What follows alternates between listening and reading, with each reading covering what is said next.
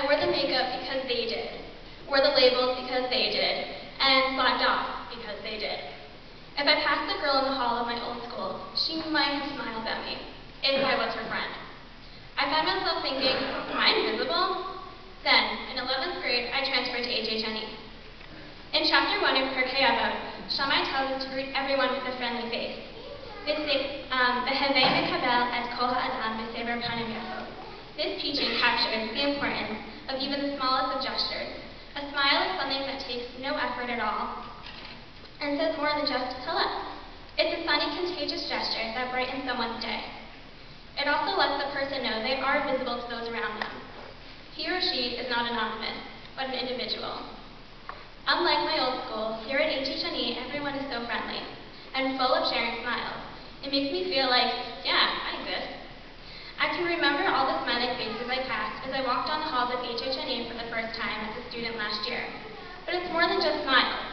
From Rabbi Lowe's pleasant reminder that it's time for davening in the morning, until 5:18, my day is full with friendly classmates, patient teachers, and memories that will last me a lifetime.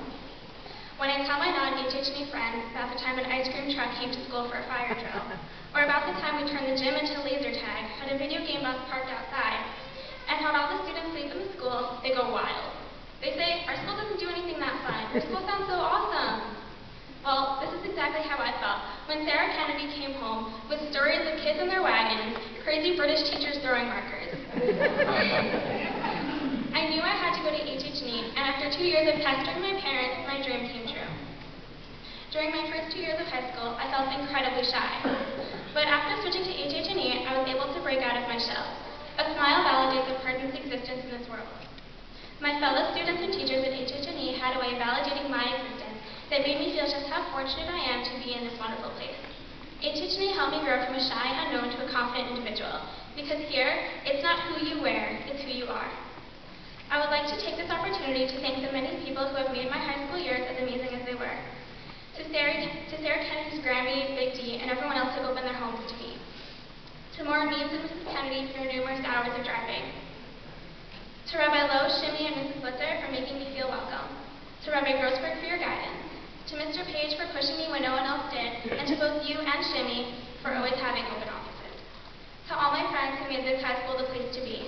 To Sarah Devon for being a wonderful roommate and for your support during the rough times. To my brother and sister-in-law for traveling far distance just to be here. And lastly, to my parents. I don't give you guys enough credit. Peg, we have disagreements, but that doesn't stop me from bragging to my friends about how fortunate I am to have you in my life. I tell you everything I tell them and more, even though it may be a little after the fact. You're more than a stepmother, you're my close friend. Daddy, you believed in me when I thought life was hard and I couldn't believe in myself. Even though it seems like I'm growing up fast, I'll always be your little girl.